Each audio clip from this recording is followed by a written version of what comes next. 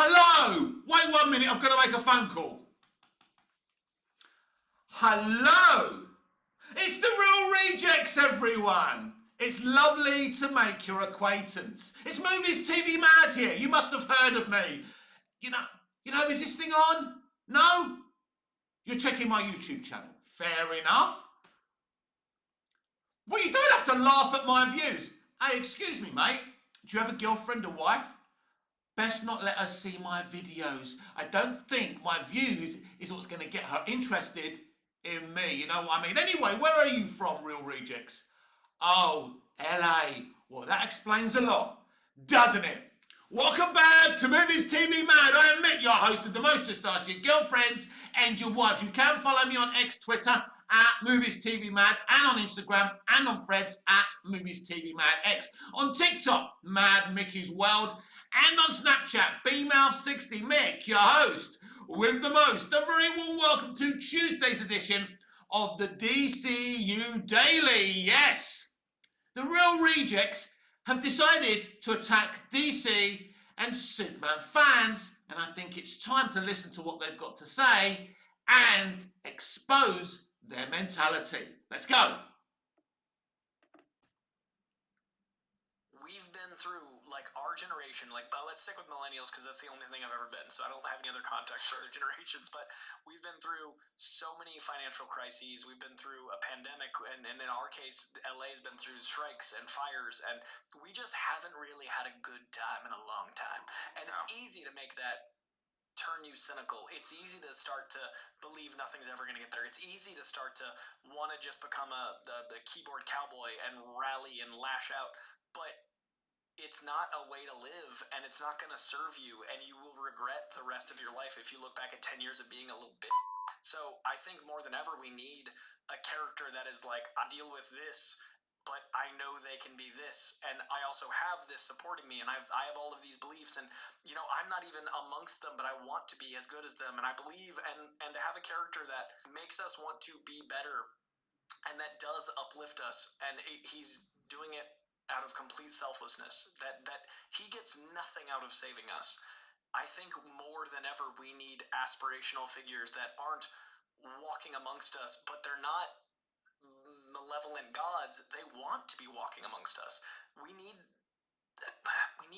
inspiration, aspiration, and characters that have the ability to inspire beyond the screen, and that by definition is Superman when you do it right, and we need that now. So this is the Real Rejects. They said a lot more, but that's the audio that I've found, and I'm not interested in playing the entire thing. But basically, they're calling out DC fans and Superman fans who criticise James Gunn. They spoke some very true things, by the way, things that I agree with. We do need aspirational characters. We don't have aspirational characters in entertainment that are actually aspirational anymore. I mean, look, we're in this superhero vibe, but they're not being done in the right way where they become inspirational and aspirational. The reality is Captain Marvel isn't aspirational or inspirational. Just because you're a woman doesn't mean you're going to inspire other women. There's so many women who love Superman, right? So Superman is an aspirational character for everyone. But here's the thing, Real Rejects, because I know what you're getting at. I know what you're trying to say. We all need to get behind James Gunn's Superman film. We shouldn't be constructively criticising him. We should be good boys, obedient boys and girls, and not say anything against this movie. But the thing is, everyone still has Superman, a version of Superman. We don't actually need this version of Superman, right? We've got Christopher Reeve's 4 movies. We've got Henry Cavill in Man of Steel, BVS, Justice League, Zack Snyder's Justice League, right? And that brilliant post-credit scene of Black Adam. That's quite inspirational as well. We've got Tom Welling in Smallville. We've got Dean Cain and Terry Hatcher and Lois and Clark in New Adventures of Superman. We've got Superman and Lois. We have George Reeves. We have the animation. We have the Fleischer cartoons. There's so many things with Superman. So actually, we don't actually need to see this film to be inspired by Superman. We can read the comics, right? But you're claiming we should all shut up and stop typing on our keyboards, right? Because it upsets yours and Warner Brothers' bottom line. Here's the truth, real rejects. Me and my viewers and my subscribers will have to pay to see Superman. And I am. I'm going to watch it twice on the same day so I can review it for myself and for you guys, right? I'm a Superman fan. Of course I'm going to go and see this Superman film. I'm excited to see it. I'm intrigued what it's actually going to be. But I don't want the real rejects telling me not to constructively criticise James Gunn. James Gunn knows I'm a fair and balanced dude. James Gunn knows all the fans. James Gunn pretty much knows who I am. I comment, I share. He knows my platform is balanced, right? James Gunn has nothing against people having balanced discussions and constructively criticising him. By the way, James Gunn welcomes that, right? He ain't a fragile guy with a fragile ego. You've seen him, he interacts with people, right? So we know that. James really isn't the problem here.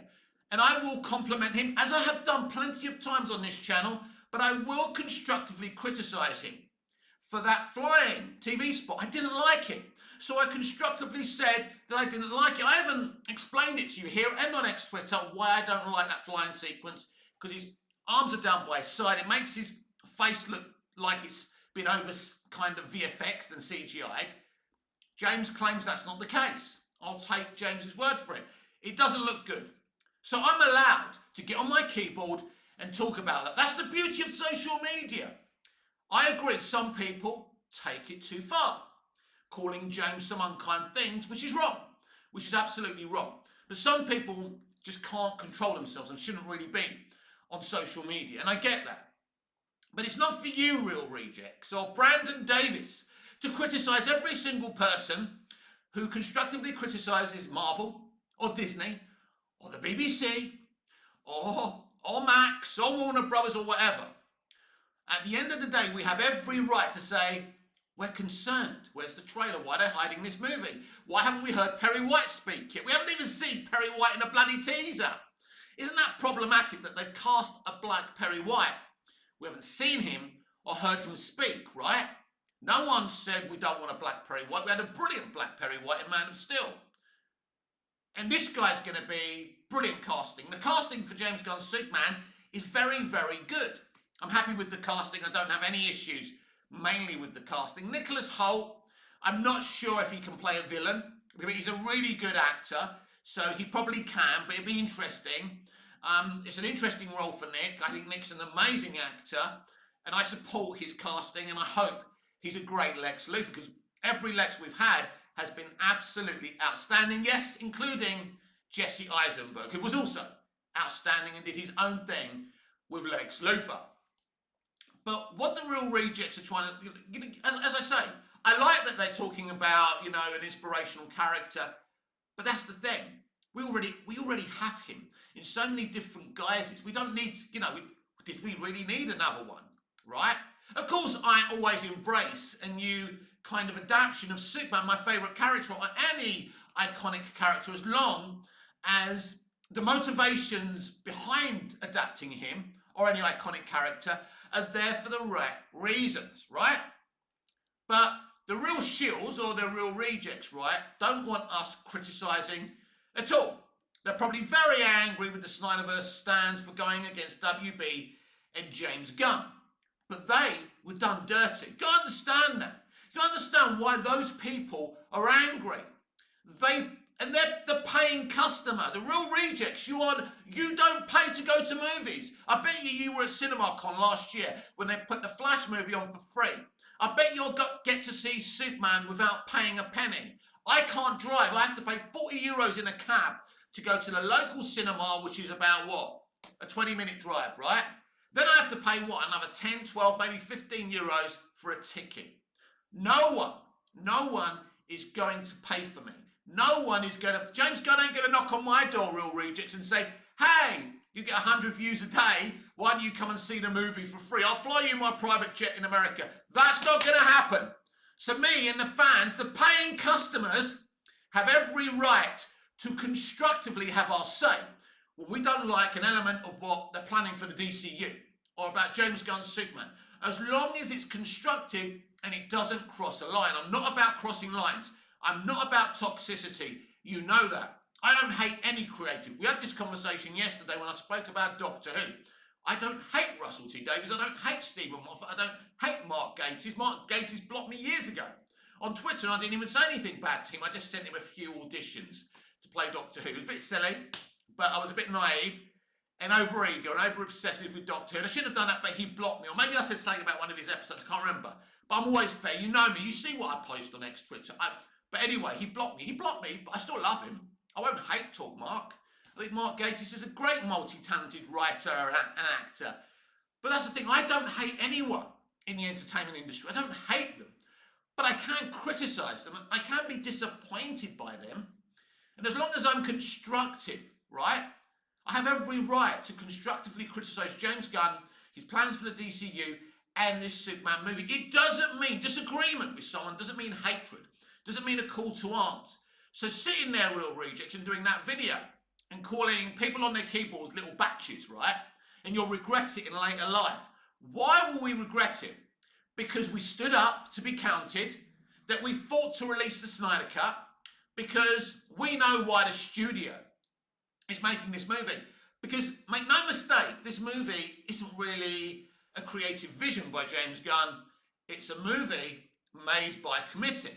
Now, I suppose a little bit fortunately, the committee is James Gunn, mostly, and Peter Safran, right? And Zaslav is interfering now and again, right? If this film is cut down to 2 hours, I don't think that's James Gunn's choice, but he's going to take it and say and pretend it is his choice, right? We'll see what kind of movie this is, what length it is.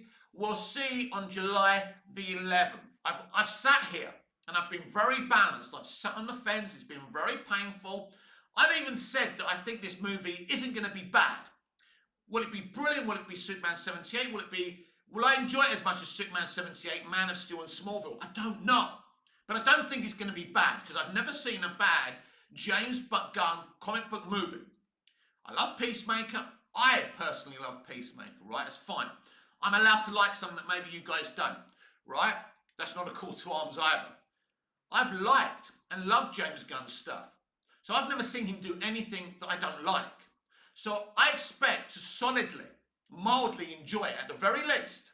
But the question, this is Superman. This has to be great. And Superman has never had $1 billion box office movie.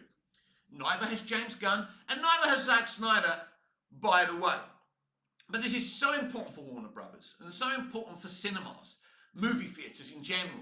Everyone is relying on this movie.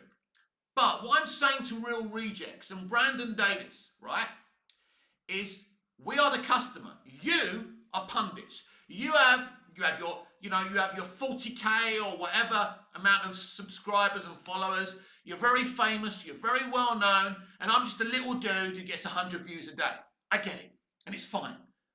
That's my fault. I'm not professional. I don't use professional gear. I don't advertise my platform. I don't pay enough money to make my platform successful. I'm not overly ambitious about it. But I have every right, like every paying customer, to constructively criticise studios, writers, directors, producers, and whoever we damn well want.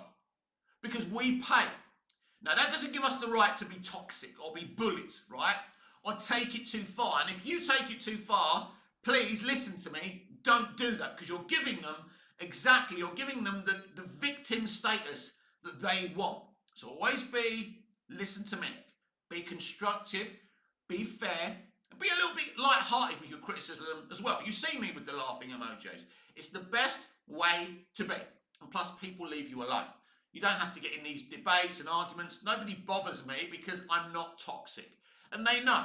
And plus, people can see me. That's the beauty of making content here, Instagram, Snapchat, TikTok. People can see a face. They can see I'm an easygoing, happy-go-lucky guy. I don't mean anyone any harm, and I wouldn't harm a fly. Everybody knows that. Everybody knows me, right?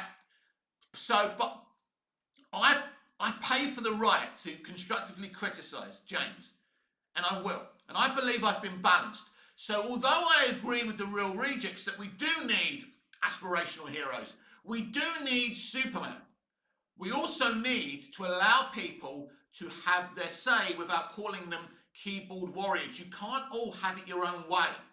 People are not just going to kiss up to James before they've seen this movie. We're going to see this movie, and we are going to be very strict with what we see, because we pay our money. And that's our right to hold James accountable. He decided to be the co-CEO of DC Studios. He decided to make a Superman film. He put himself up there, right? And now he has to take the pressure, or he should never have put himself in that position.